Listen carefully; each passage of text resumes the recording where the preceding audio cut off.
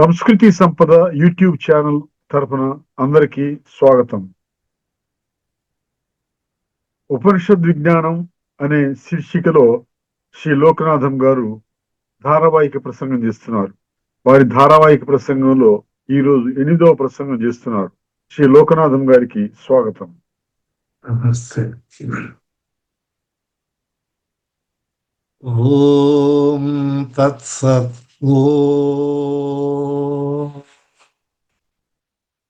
ఓం గురవే సర్వలోకానాం విషజే భవరోగిణాం నిధయే సర్వవిద్యానాం దక్షిణామూర్తయే నమః. ఓం సర్వగురుభ్యో నమః. పరిపూర్ణ పరబ్రహ్మ స్వరూపులైన ప్రియాత్మ వందనములు. మనము అమృత బిందూపనిషత్తులోని 2వ మంత్రములో, ద్వితీయ మంత్రములో మానవులకు బంధమునకు గాని మోక్షమునకు గాని మనసే కారణమని, ఆ మనసు వల్లని బంధం గాని మోక్షము లభిస్తుందని తెలుసుకొని, బంధము విషయాసక్తమని అనగా దేహాలందుగల అహంకార మమకారములు, నేను నాదనే భావంతో వెలగనిచో బంధించబడతారని, అది శాస్త్రయుక్తమని, మరియు శబ్ద స్పర్శ రూప రసగంధములలో చిక్కుకొని బంధించబడతాడని, నిర్విషయమైనటువంటి మనసు ఉంటే ముక్తి కలుగుతుందని చెప్పబడినది. ఇప్పుడు తృతీయ మంత్రములో దానిని గురించి తెలుసుకుందాము. యతో నిర్స్యాస్య మనసో ముక్తిరిష్యతే అతో నిర్విషయం నిత్యం మనః ముముక్షునాః. యతః చాలా సులభమైనటువంటి పదాలలో చెప్తున్నారు. యతః ఎందువలన, నిర్విషయస్య విషయాసక్తిరహితమైన అస్య ఈ మనః మనస్సు ముక్తికి మోక్షానికి ఇష్యతే అంగీకరించబడినదో లేదా అంగీకరించబడుతున్నదో, అతః అందువలన లేదా ఇందువలన ముముక్షువుల చేత నిత్యము ఎల్లప్పుడు, సర్వకాల సర్వావస్థలు అంటామే, ఎల్లప్పుడూ మనస్సును నిర్విషయం విషయములందు ప్రీతి లేనిదిగా కార్యం చేయబడినది. అంటే ఎందువలన విషయాసక్తి రహితమైనటువంటి మనస్సుకే మోక్షము చెప్పబడుతుందో, అంగీకరించబడుతుందో, అందువలన ముముక్షువులైనటువంటి వారు ఎల్లప్పుడూ ఈ మనసును విషయములందు ప్రీతి లేనిదిగా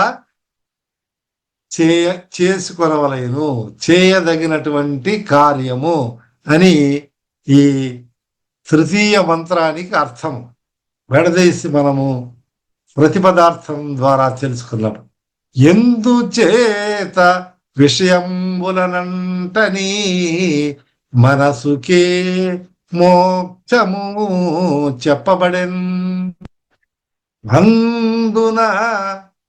అందున మోక్షాసక్తుడు మనసును విషయరహితము చేయవలెన్. కాబట్టి ముముక్షువు అనే ఒక పదం ఇక్కడ మనకు ఈ మంత్రములో వచ్చింది. ముముక్షువు అంటే ఎవరు? మోక్షాసక్తిని కోరేవాడు. ఈ ముముక్షువు ఈ నిర్విషమైనటువంటి మనస్సును నిత్యము ప్రయత్నశీలుడై పట్టుదలగా ఉండి మనసును విషయాసక్తి నుంచి విముఖంగా దాని నుంచి త్రిప్పి అటువంటి విషయ ఆసక్తులకు లోను కాకుండా ప్రయత్నం చేసి ఇటువంటి కార్యాన్ని సాధించాలని మంత్రంలో తెలియజేయబడింది. ముముక్షువు ఈ ముముక్షు మనుష్యత్వము ముముక్షము మహాపురుష సంశ్రయం ఏతత్రయం మహాదుర్లభం అని ఆది శంకరాచార్యులు వారు చెప్పారు.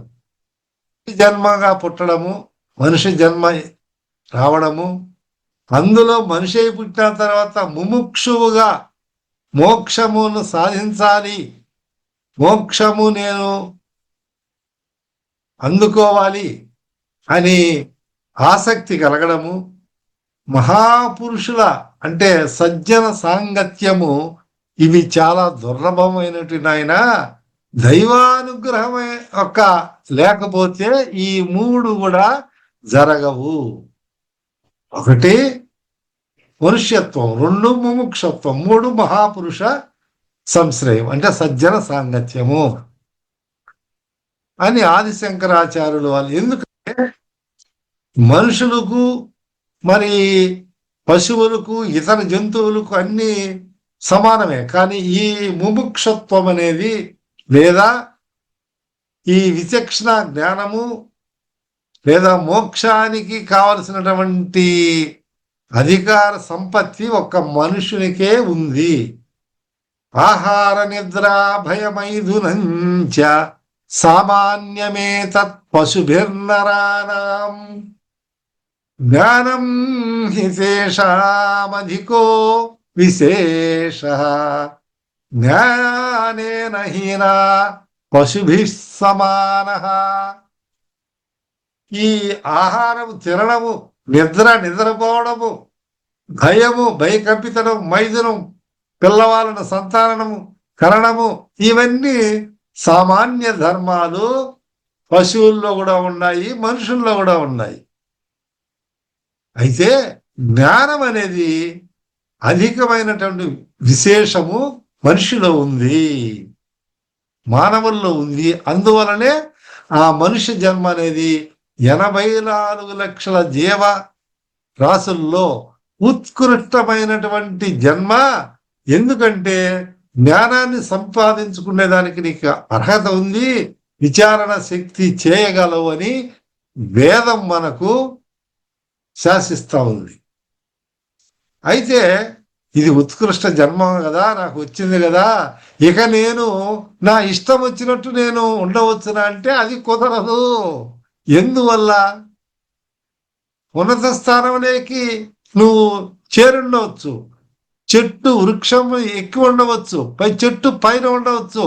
అజాగ్రత్తగా ఉంటే కొమ్మ ఇరిగో లేకపోతే అజాగ్రత్త వల్ల పతితుడై ఆ చెట్టు కింద నుంచి దబాలన కిందికి దూకవచ్చు, ప్రమాదం సంభవిస్తుంది. కాబట్టి ఈ మనిషి కూడా ఈ విచారణ ఇవన్నీ చేసి ఉత్కృష్టమైనటువంటి జీవనాన్ని సాగించాలను అని ఉపనిషత్తు మనకు తెలియజేస్తా ఉంది.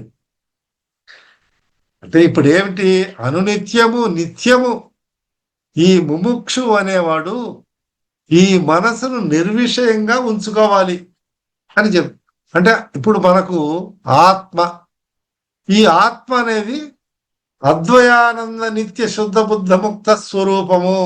అంటే ఈ ఆత్మ నేను అని మనం ఏదైనా చెప్పుకుంటున్నామో అటువంటి ఆత్మ స్వరూపం ఏమిటి?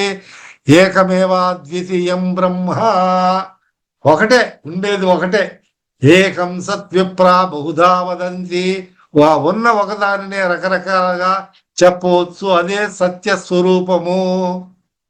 దేవుడుడని భగవానుడని రకరకాల పేర్లతో చెప్పవచ్చు. అమ్మవారని, శక్తి అని, ఆ విధంగా.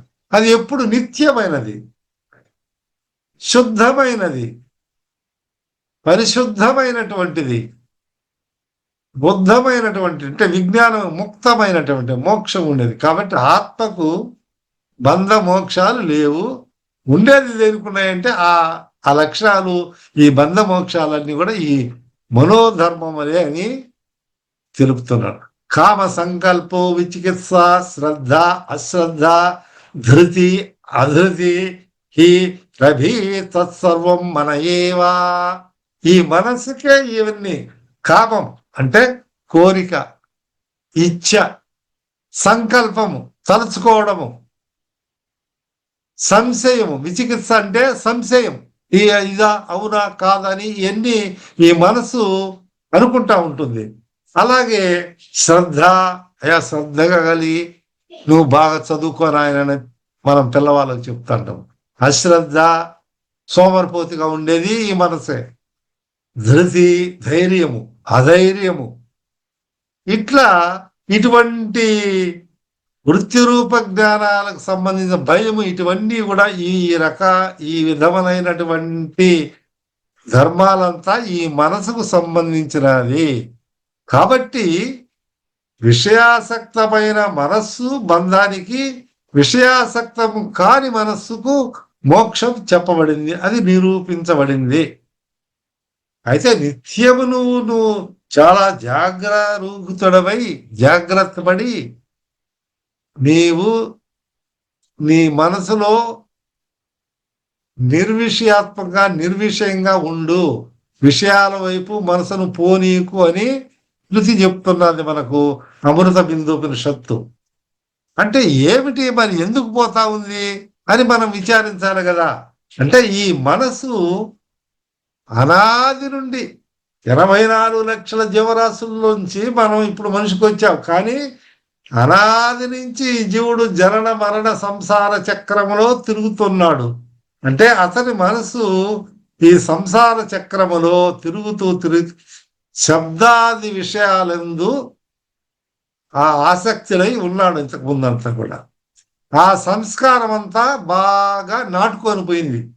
మనం చెప్పుకుంటాం కదా, శబ్ద స్పర్శ రూప రస గంధములు, జ్ఞానేంద్రియాలకు సంబంధించినటువంటి విషయాలలో ఆసక్తి అయి ఉన్నది. ఈ జన్మలలో వీటి చేత ఈ విషయాలందు ఆసక్తుడై ఉన్నాడు. అందువలన ఇప్పుడు ఏంటి, ఇప్పుడు మనసు నిర్విషయంగా ఉంచాలంటే ఇది నిశ్చలంగా ఉండకుండా అటు ఇటు తిరుగుతూ చపల చిత్తమై అటు ఇటు తిరుగుతూ ఒక చోట నిలవకుండా ఉంది. కోతి వలె మనసును కోతితో పోల్చి చెప్తారు. మనం అందరం తెలుసు కోతులు ఎట్టుంటాయి, అట్లా ఇట్లా తిరుగుతాయి, కొమ్మ చేతులు ఎగురుతాయి, గొంతులు వేస్తాయి, అట్లా ఇట్లా ఉంటాయి, గీరుకుంటాయి, తలంతా గీరుకుంటా ఉంటాయి, అట్లా ఇట్లా. అవి ఒక క్షణం కూడా లేకుండా అట్లా ఉంటాయి. మరి ఈ మనసును కోతితో పోలుస్తూ, అంతేకాదు నాయన, కోతే కాదు, ఈ కోతి ఒక తాటి చెట్టు ఎక్కింది. ఆ తాటి చెట్టుకు కళ్ళు గీసేదాని కోసం ఒక కడవ, ఒక ముంత కట్టి ఆ చెట్టు మీద ఆ కళ్ళు గీసేవాడు పోయి ఆ చెట్టుకు ఈ కుండను కట్టినాడు. ఎందుకంటే ఆ కళ్ళు చుక్క చుక్క దాంట్లో పడతా ఉంటుంది. చూస్తారా, ఇది తాటి చెట్టు ఎక్కింది. ఆ కళ్ళు కుండను చూసి ఆ కళ్ళు దాగింది. ముందే కోతి కళ్ళు దాగింది. కళ్ళు దాగిన చూస్తాం కదా మనము, వాళ్ళు అటు ఇటు తూగుతా తోల్తా పడతా లేస్తా చంచలంగా ఉంటారు, ఏదోదో మాట్లాడుతూ ఉంటారు, నిలకడ అనేది ఉండదు. అంతేకాదు ఆ చెట్టు మీద ఇది ఒక తేలు ఉన్నదంట, ఆ తేలు కూడా గుట్టింది ఈ కోతిని. అసలే కోతి కళ్ళు దాగింది, ఇంకా తేలు ఎప్పుడన్నా గుట్టిందండి మనకు, తేలు గుట్టే వాళ్ళకి తెలుసు జంజనక్క అని ఏమేమో కదులుతూ ఉంటాడు. అటు ఇటు ఇటు ఇటు శరీరం అంతా కంపించిపోతా ఉంటుంది, పట్టుకోలేకుండా ఉంటారన్నమాట. అంత ఇదిలించుకుంటా ఉంటాడు తేలు గుట్టినప్పుడు. తేలే కాదు, ఆ తాటి చెట్టు మీద ఒక దెయ్యం ఉన్నదంట. ఆ దెయ్యం కూడా పట్టింది. అంటే దెయ్యం పట్టామని చూసినారు కదండి, వాళ్ళు ఎట్లా ఊగుతా ఉంటారు, ఏదేదో మాట్లాడుతూ ఉంటారు. నే ఆ, ఆ, ఒక స్త్రీ వచ్చి మగవాడిని బట్టి నేను స్త్రీ అని చెప్తుంది అనమాట. నా పేరు సుబ్బమ్మ, అది ఇది అని ఇంకోటి ఏదో పేరు, ఏ పేరు చెప్తా ఉంటుంది. అట్లా ఇట్లా ఊగుతూ ఉంటారు. కాబట్టి ఈ కోతి ఇన్ని అవలక్షణాలతో, ఇన్ని రకాలైనటువంటి కళ్ళు దాగింది, తేలుగుట్టింది, దెయ్యం పట్టినటువంటి కోతి ఎట్లా చపల చిత్తంగా ఉందో, ఈ మనసు కూడా అనేక సంస్కారం లేకుండా విచ్చలవిడిగా తిరిగినటువంటి మనసు ఆ విధంగా ఉంది. దాన్ని మనం ఇప్పుడు నిగ్రహించాలా, దాన్ని నిర్విషయమైనటువంటి స్థితి తీసుకొని రావాలా ముముక్షువు. ఇది సాధ్యమా? సాధ్యం అంటున్నాడు. ఎట్లా? కోతిని ఆడించేవాడు ఒక భిక్షగాడే కోతిని పట్టుకొని గడెక్కు కోతం అంటే గడి పైకి కూర్చుంటుంది, గడి దిగు అంటే గడి దిగుతుంది. అదో దాత వచ్చినాడు, మహారాజు మనకు డబ్బులు ఇస్తున్నాడు, దండం పెట్టు అంటే అది దిగి దండం పెడుతుంది. అది ఎట్లా చెప్తే అట్లా చేస్తుంది. చూస్తారా? ఆ కోతి అయినప్పటికి కూడా అది వాని యొక్క యజమాని యొక్క అధీనంలో ఉంది. అట్లే సర్కస్ లో కూడా మనం అనేక రకాలైనటువంటి జంతువులను కూడా ఆ అభ్యాసం చేసే దానివల్ల వాళ్ళు చెప్పినట్టు అవన్నీ ఆడుతున్నాయి. కాబట్టి నువ్వు అభ్యాసము చేస్తే ఈ విధంగా నిలకడలేకి తీసుకొని రావచ్చు మనసును కూడా. మనస్సుకు విక్షేపం వలన, ఈ మనసు అటు ఇటు చంచలమయ్యే దాని వలన ఆత్మానందము గగన కుసుమాయమానం అవుతా ఉంది. ఇదేంటి, మనం ఏదో ధ్యానం చేసుకుంటాము, లేదో పూజ చేసుకుంటామని ఆ ధ్యానం చేసేటప్పుడు కూర్చుంటే ఈ మనసు అటు ఇటు పోతున్నది. మళ్ళా దాన్ని పట్టుకొని రావాలా, మళ్ళా నిలబెట్టుకోవాలన్నమాట. ఆ విధంగా ఉన్నటువంటి ఈ విక్షేపమైనటువంటి మనసును మీరు ముముక్షు అనేవాడు శబ్దాది విషయముల నుండి నిగ్రహించి నిర్విషయముగా చేసుకొని తీరవలను. అట్లా చేసుకోలేదనుకో, చేసుకోని అలా నిర్విషయత్వం లేకపోతే ఆత్మజ్ఞానము సున్నా, బండి సున్నా. ఆత్మజ్ఞానము లేకపోతే మోక్షము అనేది బండి సున్నా. ఆత్మజ్ఞానం వల్ల మనము నిర్విషయత్వం మనసుకు లేకపోతే, ఉన్నప్పుడే చంచలం అనేదాన్ని లేకుండా నిశ్చలంగా ఉన్నప్పుడే వాడు ఆత్మజ్ఞానాన్ని సంపాదించుకోగలడు. ఎప్పుడు ఆత్మజ్ఞానాన్ని సంపాదించుకోగలడో అప్పుడు అతనికి మోక్షము లభిస్తుంది. సరే, ఈ ఎట్లా అండి ఎట్లా మనము దీన్ని నిగ్రహించాలా, ఈ మనసును మన స్వాధీనంలోకి ఎట్లా తీసుకోవాలంటే చెప్పాను కదా, భగవద్గీత చెప్తుంది. అభ్యాసేన తు కౌంతేయ వైరాగ్యేన చ గృహ్యతే. నువ్వు అభ్యాసం వల్ల దీన్ని మన దారిలోకి తీసుకురావచ్చు. అభ్యాసం అంటే మాటి మాటికి చేయడము, అది అక్కడ పోతే మళ్ళా దాన్ని మళ్ళించడం, మళ్ళా తీసుకొని వచ్చి, ఓ మనసా గడపో అట్లా పోవద్దు, నువ్వు ఇక్కడ రాని మళ్ళా దాన్ని పట్టుకొని రావాలి. మనసుకు ప్రబోధం చేయడం అన్నమాట. మాటి అట్లా ఎన్నోసార్లు చేస్తా ఉంటే చెయ్యంగా పట్టు వదలకుండా చేస్తే అది మన దారిలోకి వస్తుంది, మనము చెప్పినట్టు వింటుంది.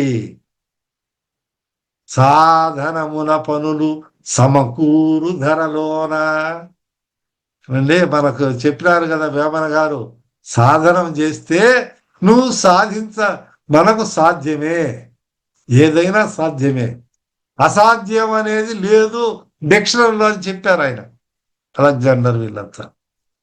అట్లనే పాణిని మహర్షి గారు కూడా ఏం చెప్పారంటే, అభ్యాస వైరాగ్యాభ్యాం తన్నిరోధ. అభ్యాసము వైరాగ్యము చేస్తే వాటిని నిరోధించవచ్చు అని పాణిని యోగ సూత్రంలో చెప్పబడినది. అంటే అభ్యాసం భగవద్గీతలో చెప్పబడినటువంటి విషయమే ఇక్కడ అనేక శాస్త్రాలు, అనేక ఉపనిషత్తులు కూడా ఇవి పునరుక్తిగా చెప్పబడినాయి. ఎందుకని? ఈ అభ్యాసం వల్ల, మాటికి చేసేదాని వల్ల మనకు ఆ మనసు మన స్వాధీనంలోకి వస్తుంది. అందువల్ల ఆ మనసును నిగ్రహించుకోవచ్చు. కాబట్టి అభ్యాసము కూసు విద్దంటారే, అభ్యాసం చేయంగా నిపుణుడు అయిపోతాడు, నిపుణత్వము చెందుతాడు. అట్లనే వైరాగ్యం ఎందుకంటే ఈ వైరాగ్యం వల్ల ఓ మనసా నువ్వు ఎక్కడికెక్కడో పోతాండావు, ఆ విషయాల వల్ల నీకు వచ్చిన ప్రయోజనం ఏమి లేదు, అవన్నీ నిన్ను బంధీకృతం చేస్తాయి, నీకు దానివల్ల పాపం అంటుంది, నువ్వు పతితులైపోతావు. ఓ మనసా నువ్వు నేను చెప్పినట్లు విను అని ఆ మనసు ఎక్కడికైతే పోతుందో, ఏ వస్తువు మీద అయితే వాలుతుందో అవన్నీ అశాశ్వతములు, వాటి వల్ల ప్రయోజనం లేదని వైరాగ్యాన్ని అంటే దాంట్లో విరాగ భావాన్ని చెందితే వాటి వల్ల ప్రయోజనం ఏంటి, లోకం అంతా తిరుగుతూ ఉంటాం, దీనివల్ల ఏమి ప్రయోజనం లేదని ఎప్పుడైతే తెలుసుకుంటాడో అప్పుడు అది ఓహో దీనివల్ల ప్రయోజనం లేదు కదా, నేను ఇట్లా ఎందుకు పోవడము, ఇక్కడ కూర్చొని ఈ ధ్యానంలోనే నేను ధ్యానం చేస్తానని మనసుకు మనము ప్రబోధం చేస్తే అప్పుడు మన మనసు వింటుందంట, దారిలోకి వస్తుంది. ఇంకొకరు మహర్షి సద్గురు మలయాళ స్వామి చెప్పారు, నీ మనసు చపలమైనప్పుడు నువ్వు ఏకాంతములో కూర్చొని నీ మనసు చేసే చేష్టలను గమనిస్తూ ఏంటి మనసు ఎక్కడికి పోతున్నది, ఏమి ఏకాంతం అంటే ఏ అడవిలోనో లేకపోతే వనంలో కూర్చోమనేం కాదు, మీ ఒక గదిలో కానీ లేదా మీకు అనువైతే ఏదైనా ఒక పార్కులో ఒక నిర్జన ప్రదేశంలో కూర్చొని అప్పుడు ఏకాంతములో ఉండి ఏమిటి మనసాని నువ్వు మనసును గురించి ఆలోచిస్తే, దాన్ని గురించి తర్కిస్తే, నీ మనసును నువ్వు చూడగలిగితే, నువ్వు పర్యవేక్షిస్తే ఆ మనసుకు ఏం జరుగుతున్నది ఏమని ఒకటి నువ్వు దానిని పరీక్షించుకుంటే, దాని ధోరణి గమనించినట్లయితే నీకు కొంతకాలానికి ఆ మనస్సు పట్టుబడుతుంది. అంటే ధ్యానంలో కూర్చుంటాడు ఈ ముముక్షు కూర్చున్నప్పుడు ఈశ్వరుని గురించో ఇష్ట దైవాన్ని గురించో ధ్యానం చేస్తా ఉంటాడు.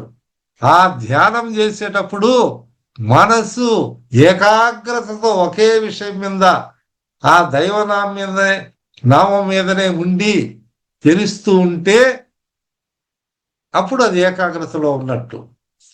లేదా అక్కడికి పోయి మళ్ళా ఏదేదో మనసులోకి విషయాలు వచ్చి అరే నేను జపం చేస్తున్నాను కదా, ధ్యానం చేస్తున్నాను కదా, మళ్ళా ఇక్కడికి తీసుకొని వస్తాడు.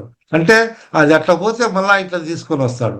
ఎప్పుడైతే నీ ధ్యానము ముముక్షు చేసే ధ్యానము తైల ధారవలే, అంటే తైలం అంటే ఆయిల్ను మనం ఇట్లా ఆయిల్ డబ్బా తీసుకొని ఇట్లా ఆయిల్ ఇట్లా ఉంచితే అది ఒక ధార మాదిరి చుక్క కాకుండా ఎడతెగని ధారవలే పాత్రలో వదిలిన పాత్రలే పడుతూ ఉంటే ఎక్కడ బ్రేక్ లేకుండా ఎడతెగకుండా కంటిన్యూగా ఒక ధార మాదిరి పడుతూ ఉన్నట్లు నీ మనసు కూడా లక్ష్యమనందు నిలబడితే అప్పుడు నీ స్వాధీనమైనట్లని మనము తెలుసుకోవాలి. దీన్ని తైల ధారవలే ధ్యానం కానీ నువ్వు చేసే జపం కానీ ఇంకొకటి కానీ అట్లా ఉండాలి. ఏకాగ్రత ఉన్నట్టు ఏక అగ్రత, ఒకే అగ్రం.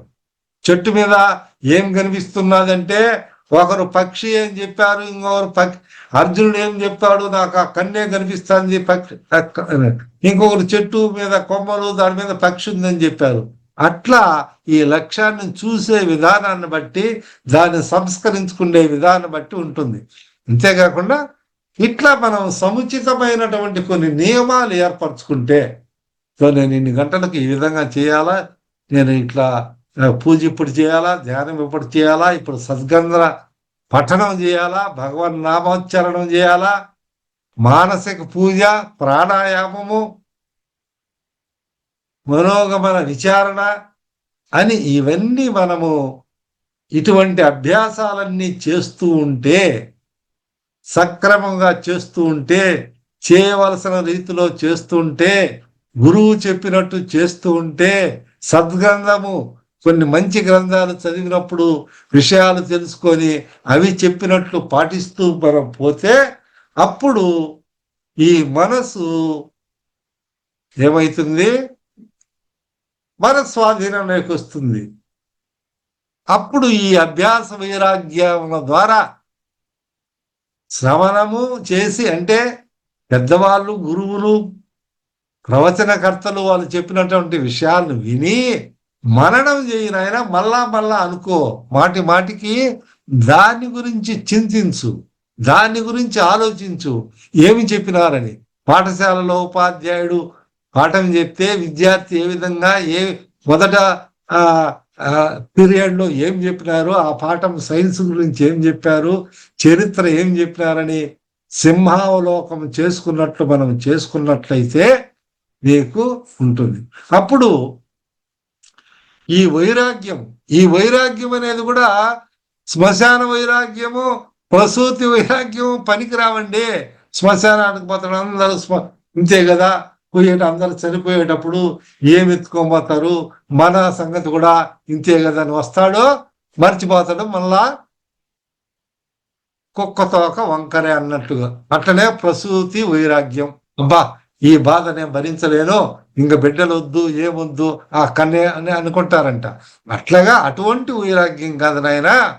ఈ ముముక్షుకు ఉండవలసినటువంటిది దృఢమైనటువంటి దృఢాపరోక్ష వైరాగ్యం ఉండాలా, దృఢంగా ఉండాలా.